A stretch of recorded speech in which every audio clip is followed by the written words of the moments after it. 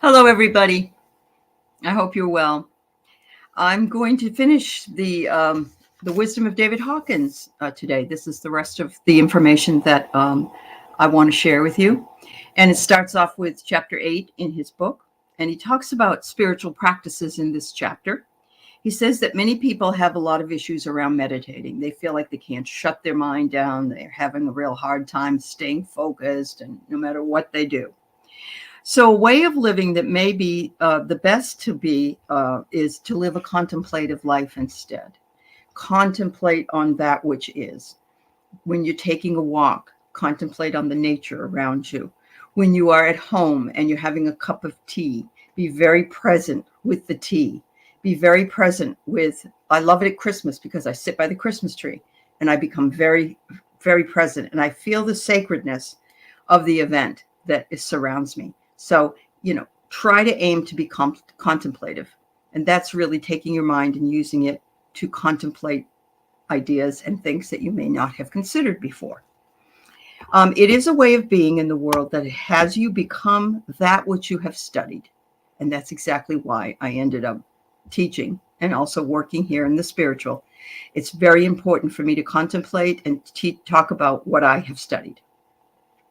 It also helps you to see the reality of other people and realize that your reality is not simply the only one. It's just how you see it. It's your perception. It's your perception, and it gives you your perspective on what's going on.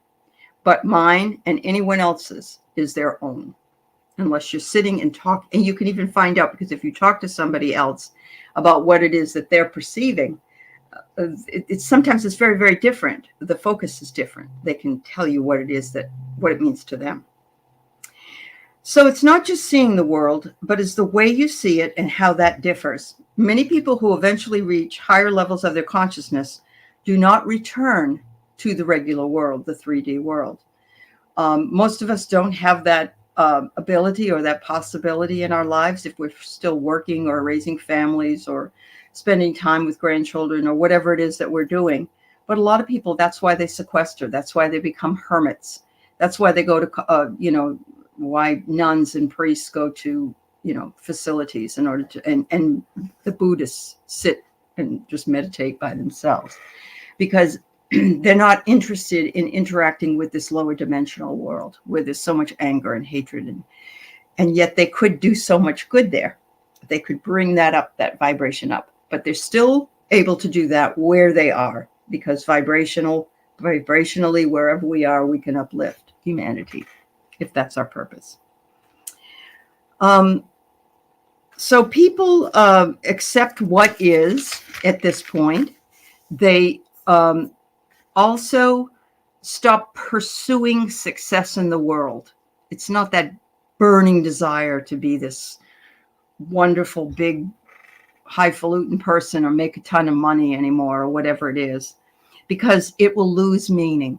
There is no meaning behind it anymore because you know the deeper truth. You know what's really going on behind the curtain. The fact is that we look for what next thing we want, and then we lose its meaning once we get it. Think about how many times young people will get a cell phone and it will last maybe I don't know, a year. And then they have to get a new one because it's better, it's bigger. And then they get it. It's no big deal. Wonder what the next one's going to be, when that's going to come out. Moving away from earth life to spiritual life is like being reborn. And that's why they say you will be born again. All right. There are people like me who are addicted to the world and keep doing spiritual work until they get a release from that addiction eventually. I really enjoy it, doing it for my own benefit, but also for the benefit of those who are interested in it. But I have nothing, I don't have ego attachment to it. I'm not doing it for the money, the satisfaction, whatever else that there might be. I'm doing it because it's something I love to do. The real thing that we have that keeps us of the world is our ego addiction.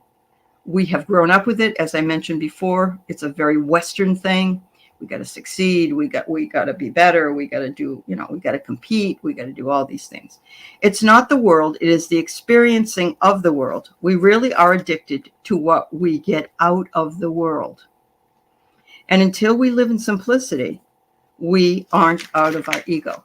When we become addicted to what we want in the world, and then we don't get what we want, we feel also as though something happened. Why didn't we get it? We feel victimized. Contemplation is a way of being in the world, and it's an alignment with context instead of content. It is a way of contextualizing the meaning, significance, and intention of your life. This transforms the perception of it and allows you to look at things differently. The mind is always watching. You can realize you are not the content of what is being now witnessed. When you move from identifying out there to in here, you realize that consciousness is observing and witnessing, and so you're not deciding to be aware anymore. It's happening automatically.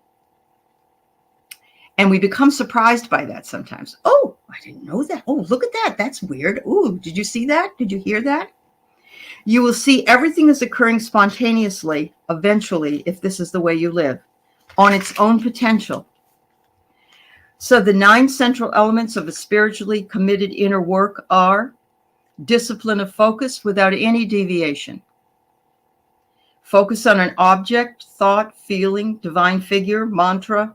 Keep focused on it, and it takes discipline. Only thing I can say that I was able to do this with was Lamaze. When I took Lamaze classes, I had to learn how to get my breath and to focus on something far away so I could take the pain away from what was going on. Number 2 is the willingness to surrender all desires and fears to God. There's nothing to fear. There's nothing to desire. God gives us what we need. You must work with shadow and any place you feel a victim. What is being held on to, or what disappointment is keeping you from being free?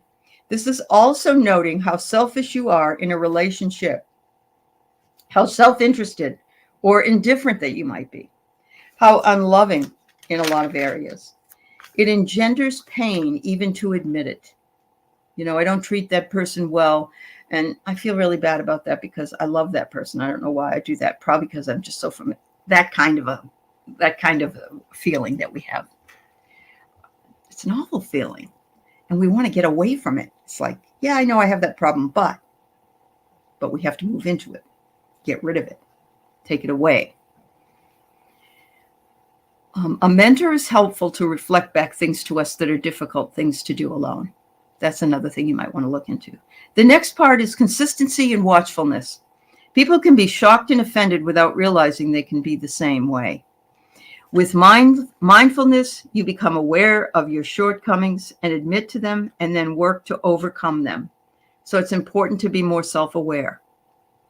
Number 5 is moving from self-interest as a participant or an experiencer to be one of a witness or an observer.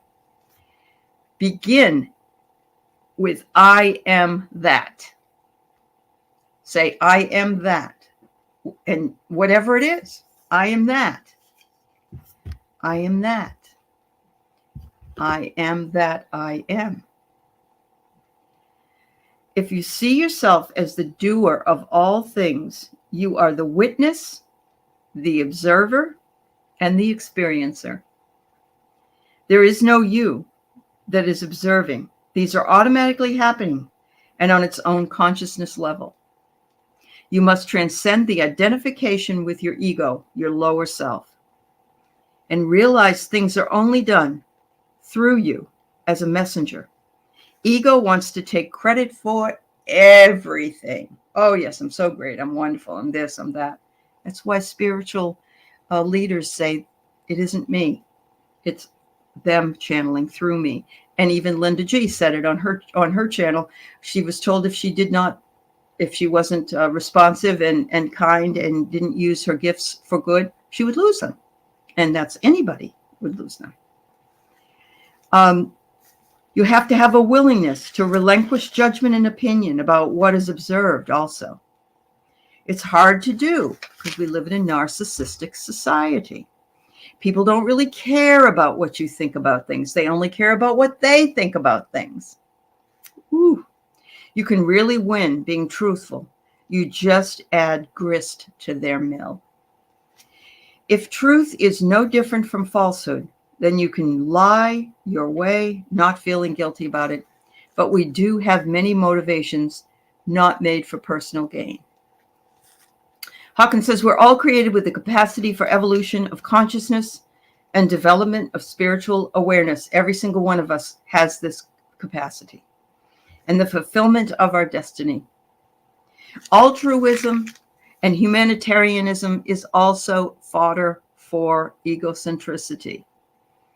I have taught ethics before, and we talk a lot about altruism. People who give a lot of money. Andrew Carnegie, giving all these libraries and all these other things. But a lot of people say he was so altruistic. He was wonderful, but he got benefit out of it, because whatever you do, you get that benefit. It's hard to be totally altruistic because there is something that you are gaining from it. The only person that I've ever seen that seems the most altruistic is Mother Teresa. She didn't ask for any food. She just she ate whatever she was given. She didn't ask for anything. Nothing. Zero. Nothing. Identifying with the field rather than the content of the field, or identifying with the context, seeing a phenomenon occurring and realizing that you are not the content, you are not the field. Anything 200 or less calibrated, like animals, do not even know they exist. They can't say, I think, therefore I am. They are, but they cannot comprehend that they are. A dog is, but a dog does not have the ability to know that it is. Has no ability. What are they, like 2 years old or something the most? And you get some that are even more intelligent than that, but there's no way for them to judge anything because they are at a lower level, and that's just where they are. Accepting that enlightenment is our destiny, every single one of us. That's our destiny. That's our purpose, to attain enlightenment, is a condition that ensues as a consequence of decision, intention, and dedication to karma and divine grace. Life is not something to be accomplished or succeeded at. It's not goal-oriented. It's more an attraction to being that way, to be something that is to remove obstacles and aversions to it. By responding to a desire in doing the spiritual work, we are responding to the inner knowing that we are destined to reach higher levels of consciousness, and that the highest level of consciousness is enlightenment. And yet we dip, and it isn't a constant state.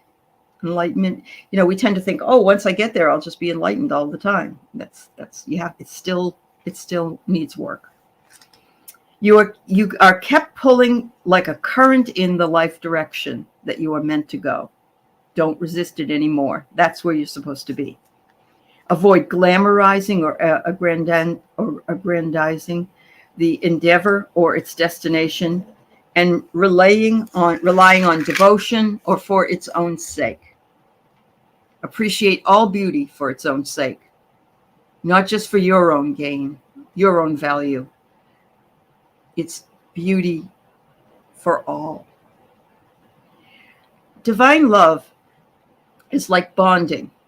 There's no gain involved. You let go of thinkingness. You look to what you are getting out of the thinkingness. Stop desiring it and allow silence. You must realize that we live under the illusion of being separate, which is what he talked about right at the very beginning. We are all a part of the one. Could there be a benefit to illness? Yes. Could there be a benefit to loss? Yes.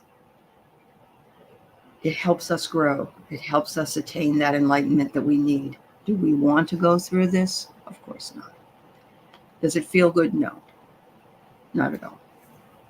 It's beneficial to us to spiritually and philosophically go through those things, even though they're terribly hard.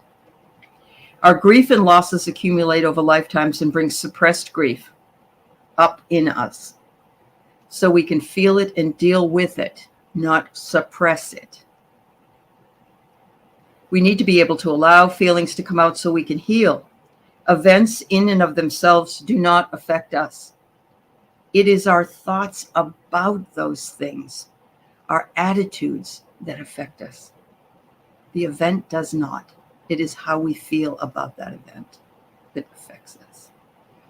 There is a physiological change in the brain that occurs when we become more spiritually oriented, committed, or if we pray in large groups. Sharing is vibrationally lifting. Our society is not looking at expertise, it's looking at popularity. And that is why we're having trouble with so many things in our lives, because we're looking for the wrong things, or we're thinking that it's some magic pill that we take, or one day we'll wake up and everything will be what we wanted it to be. But it's a work in progress. Stay the course. Know that this is what you came here to do, to elevate, to vibrate higher, and to learn and grow on this earth school plane. This is one of the hardest places to go. This is not an easy life. But you have helpers, you have guides, you have angels, you have friends. Thank you so much. I've so enjoyed bringing you this information, and I hope that it spurs you on to want to know more about what David Hawkins talks about. Working on another book right now. As soon as I finish that, I'll share with you. But in the meantime, happy holidays. This is Christmas time that this is done, although you may be watching it at another time of the year. Remember to hold peace and love in your heart, and it will permeate to the soul and uplift the benefit of mankind. Thank you so much.